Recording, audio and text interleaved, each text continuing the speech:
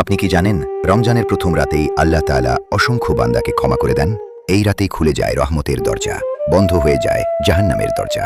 প্রিয় ভাই ও বোনেরা, রমজানের প্রথম রাত খুবই বরকতময় একটি রাত। হাদিসে এসেছে, রমজান শুরু হলে জান্নাতের দরজা খুলে দেওয়া হয়, জাহান্নামের দরজা বন্ধ করে দেওয়া হয় এবং শয়তানের সহোদররা করে দেওয়া হয় এবং শয়তানদের শৃঙ্খলিত করা হয়। এই হাদিসটি বর্ণিত হয়েছে সহিহ বুখারী ও সহিহ মুসলিম গ্রন্থে। ভাবুন তো, পুরো বছরের মধ্যে এমন সুযোগ আর কবে আসে? রমজানের প্রথম রাত হলো রহমতের সূচনা। এই রাতেই আমাদের উচিত গুনাহ থেকে তওবা করা, বেশি বেশি ইস্তেগফার পড়া, আগামী 30 দিনের জন্য নিয়ত ঠিক করা। আল্লাহ তাআলা বলেন, রমজান হলো কুরআন নাজিলের মাস, তাই প্রথম রাত থেকেই কুরআনের সাথে সম্পর্ক শুরু করা উচিত। কি আমল করবেন? 1-2 রাকাত নফল নামাজ আদায় করুন। 2 অন্তত 100 বার আস্তাগফিরুল্লাহ পড়ুন। 3 এই দোয়া পড়ুন, আল্লাহুম্মা ইন্নাকা আফুউন তুহিব্বুল আফওয়া ফাফু আন্নি।